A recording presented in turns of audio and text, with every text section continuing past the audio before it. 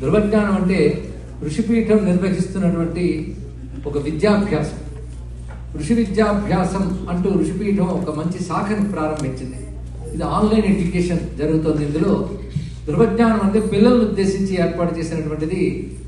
ధ్రువుడు అంటే పిల్లవాడేగా, అందుకు ధృవజ్ఞానం పేరు పెట్టాం. అలాగే ధ్రువం అంటే స్థిరమైనది, శాశ్వతమైనది అర్థంలో కూడా సనాతన ధర్మజ్ఞానం ధృవజ్ఞానం ఉద్దేశంతో ఇది కేవలం శ్లోకాలు రెండరింగ్ మాత్రమే కాకుండా మన సంస్కృతి అంటే ఏమిటి దాని గురించి అవగాహన కల్పిస్తూ అనేక పాఠాలు మొదలైన తయారు చేసి ఒక మంచి సిలబస్ని కూడా తయారు చేసి 6th లెవెల్ కోర్సుగా దీన్ని ఏర్పాటు చేయడం జరిగింది.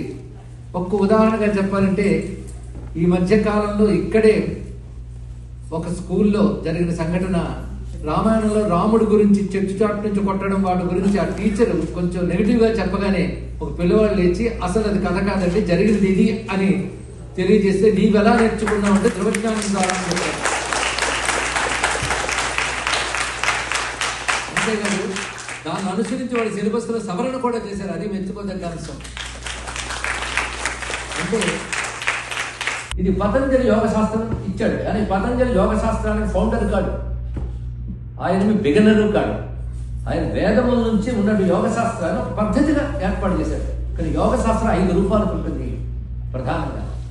ఒకటి మంత్రయోగం, నాదయోగం, లయయోగం, అఠయోగం, రాజయోగం, ఒకదాని కూడా అనుబంధం.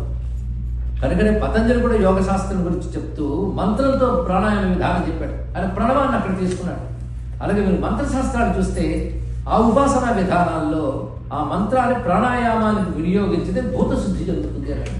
భూతశుద్ధి అంటే నిన్ను నువ్వు శుద్ధి చేసుకునేది ఒక కర్మకి కానీ వేదాంత విచారణకి కానీ అర్హత రాదు. తెలుసుకోండి, ఇక్కడ చిత్తశుద్ధి లేనివాడు వేదాంత విచారణ చేస్తే అపార్థ అనర్థాలు జరుగుతాయి.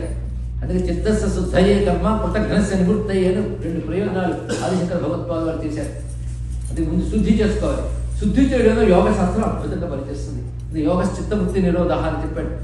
యోగ శాస్త్రంలో ముందు చెప్పిన యమనియమాలు పాటించాలి. యమనియమాల్లోనే మనకు సదాచారం అంతా చెప్పబడుతుంది.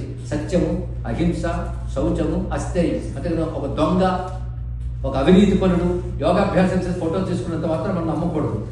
ఎందుకంటే దానికి ముందు వాడు అక్రమార్జన లేనివాడై ఉండాలి, సత్యమై ఉండాలి, అహింసాపరుడై ఉండాలి. మొత్తం ఇది చెప్పారండి. ఈశ్వర ప్రణిధానం కూడా వస్తుంది నియమాల్లో, యమ నియమాల్లో. ఈశ్వర ప్రణిధానం అంటే ఈశ్వరార్థన కూడా యోగంలో ప్రధానం.